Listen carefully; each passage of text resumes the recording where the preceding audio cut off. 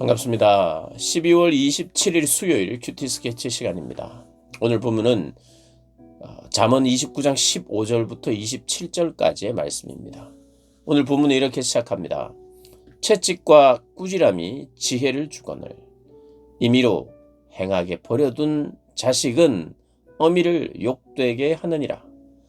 악인이 많아지면 죄도 많아지나니 의인은 그들의 망함을 보리라.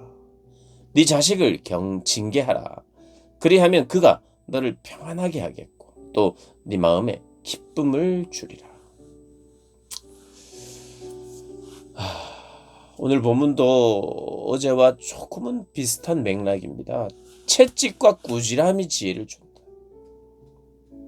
그러니까 아무리 듣고 들어도 고집을 피우면 그 잔소리 같은 것 듣기 싫은 이야기지만 그러나 고집을 피우지 않고 제대로 드러내면 유익이 되듯이 채찍과 꾸지람으로 말미암아 내가 이래서는 안 된다 하는 그런 자리까지 가게 되고 그런 결심에 도달한다면 그게 어떤 사람입니까? 어리석은 사람입니까? 노예 근성을 가진 사람입니까? 아니면 지혜로운 사람입니까? 채찍과 꾸지람을 듣고 내가 변화되어야 되겠다. 오히려 채찍과 꾸지람을 내 은혜와 기회로 삼고 내가 변화된다면 그것이 선용하는 것이죠. 그것이 지혜로운 사람입니다. 묵상집이나 주석집 예화를 보니까 이런 이야기가 나왔더라고요. 탈무드의 한 랍비가 배움에 대해서 이야기를 하는데 스승에게 우리는 많이 배운다는 거예요. 맞죠? 스승, 우리에게 배움을 주시는 분이잖아요. 스승 너무 중요하죠, 스승. 그런데 스승에게만 배우지 않고 동년배들, 친구들 함께 공감하며 정말 이 친구들과만 누릴 수 있는 그런 소통과 교제의 폭이 있잖아요. 그러니 친구들에게도 많이 배운다. 그러면 말이 맞죠. 스승에게도 배우고 친구에게도 배우고. 그런데 또 누구에게도 배우는가? 제자들에게도 배운다. 내가 누군가를 가르치는데 내가 가르치면서 나도 배운다는 거죠. 근데 이 탈무드의 내용은 모든 것이 그렇다는 뜻은 아닌데 이렇게 이야기를 합니다. 내가 스승에게도 배우는 것이 있지만 그것보다 더 많이 친구들에게 배우고 또 더 많이 내가 가르치는 제자들을 통해서 배운다는 거예요. 그러니까 지혜라고 하는 것은 지혜를 많이 가진 어떠한 지혜에 도달한 고수, 그 고수를 찾아가서 그에게만 배우는 성격이 아닌 거예요. 신앙도 마찬가지인 것 같아요. 신앙 좋은 사람, 신앙의 고수의 옆에 계속해서 그에게만 배우는 것이 아니라 신앙의 동년배들, 신앙의 동지들, 동력자들, 친구들에게도 신앙을 많이 배우고 우리 믿음의 그 정말 기라성과 같은 선배들 그런 한 세기에 정말 당대에 정말 탁월한 분들 100년, 200년, 300년 전에 그렇게 사셨던 그분들에게 배우는 그 배움도 너무 중요하지만 이 시대를 함께 살아내고 이 시대를 살아내는 그런 신앙의 동료들을 통해서도 많이 배우고 그리고 내가 영적인 어떤 스승의 자리가 될 수 있고 리더의 자리가 될 수 있을 때 누군가에게 말씀을 나누기도 하고 가르치기도 하면서 그리고 그들의 순수함이나 그들의 배움과 변화를 보면서 많이 배운다는 거예요. 그러니 우리가 이 땅 안에 사는 동안 우리의 겸손함을 가지고 하나님을 배우기를 원하는 그런 마음이 있다면 어떤 대상을 통해서도 배울 수 있는 거예요. 그러니 우리가 이런 생각을 내려놔야 합니다. 뭐냐 하면 지혜의 고수만 만나자. 신앙의 고수에게만 배우자. 신앙의 고수를 만나야 하기도 하고요. 지혜의 고수를 만나기도 해도 그것도 복입니다만 내가 가르치면서도 참 더 견고한 그러한 신앙의 어떤 모습이나 또 새로운 배움들 또 동일한 내용이지만 새롭게 배울 수 있는 내용도 있는 거죠. 그러고 보면 성경이 말하는 지혜는요, 고수를 찾으라, 이건 아닌 것 같아요.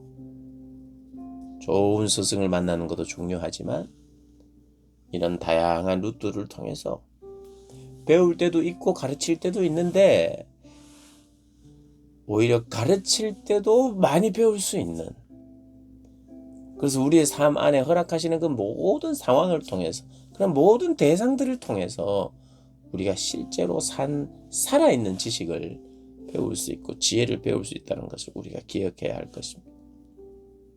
그래서 배우는 자로서의 겸손한 태도를 가지는 자가 더 많이 배우고 더 많이 사랑의 관계를 가지고 남기고 그렇게 살아가는 것 같습니다. 그러면서 이제 오늘 본문 또 하나가 우리가 생각해야 될 것 하나가 있는데, 16절을 보면 악인이 많아지면 죄도 많아진다. 의인은 그들의 망함을 보리라. 악인이 많아지면 죄도 많아지는 게 당연한 거죠. 그래서 이 악인이 많아지는 것을 우리가 안타까워하면서 악인들의 행동이나 악인들의 생각에 도전을 줄 수 있는, 거룩한 도전을 줄 수 있는, 그래서 막아서는 방부제와 같은, 소금과 같은 그런 역할을 하는 것이 저희들입니다. 그래서 공동체도 악인이 많아지지 않도록, 악함이 이렇게 드러나지 않도록 우리가 참 쳐내야 되고 제거하고 거룩한 분별력을 가지고 공동체의 그 모습을 우리가 가져야 할 것입니다. 모였다고 해서 다 공동체가 아니고요. 거기에는 중요한 말씀의 기준과 진리 기준이 딱 서 있어야 그게 공동체입니다. 그게 공동체. 보면 채찍과 꾸지람, 이 시대에 채찍과 꾸지람이 어디 있습니까? 가족에게도 없고 공동체에도 없습니다. 요즘은 종도 없지요. 근데 19절에 보면 종은 말로만 하면 고치지 아니하는 이는 그가 알고도 따르지 아니합니다. 21절에 보면 종을 어렸을 때부터 곱게 양육하면 그가 나중에는 자식인 채 하리라. 종에 대한 폄하가 아니라 이 관계에 있어서 사랑의 관계인데, 종도 주인과 사랑의 관계로 우리가 살아야 되는데,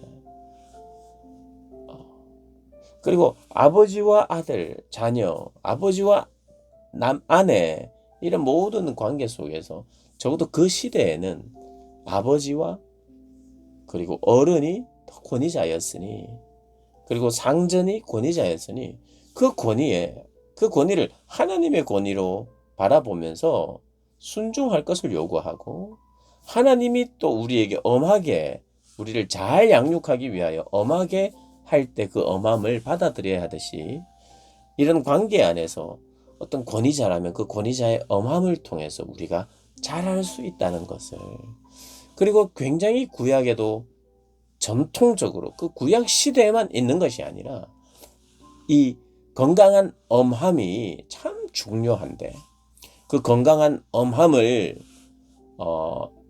잘 드러내고 표현하기가 쉽지 않아서 그렇지 꼭 필요한 요소고, 자녀들에게, 종에게 이런 그 권위자와 와의 관계 속에서 이런 것이 참 중요하게 지켜지는 것, 이것이 꼭 필요하고요. 그렇지만 그 안에서 우리가 관계 안에서 감정은 누구나에게 생길 수 있는데, 오늘 22절을 보면 노하는 자는 다툼을 일으키고 성내는 자는 범죄함이 많으니 사람이 교만하면 낮아지게 되겠고 마음이 겸손하면 영예를 얻으리라. 이 보니까 우리 어떤 감정은 우리에게 생겨날 수 있어요. 그러나 풍부하게 또 생겨날 수 있습니다. 그러나 표현에 있어서는 통제력이 필요하다. 이것이 지혜다라고 우리에게 설명하는 것이 또 잠언인 것 같습니다. 그러니 우리에게 생겨나는 감정이 다 옳은 것도 아니고, 그 감정에 대해서 통제력을 가지고 그렇게 질서를 가지고 살아가는 것, 그것이 지혜다. 사랑하는 여러분, 배움, 겸손한 자만 배울 수 있다. 겸손한 자는 많이 배울 수 있다. 좋은 스승을 두고 많은 친구들을 두고 또 내가 가르쳐야 될 대상에게 찾아가고 만나고 그래서 그들에게 많이 배우는 그런 인생, 그런 복된 인생 되시기를 주님의 이름으로 축복합니다.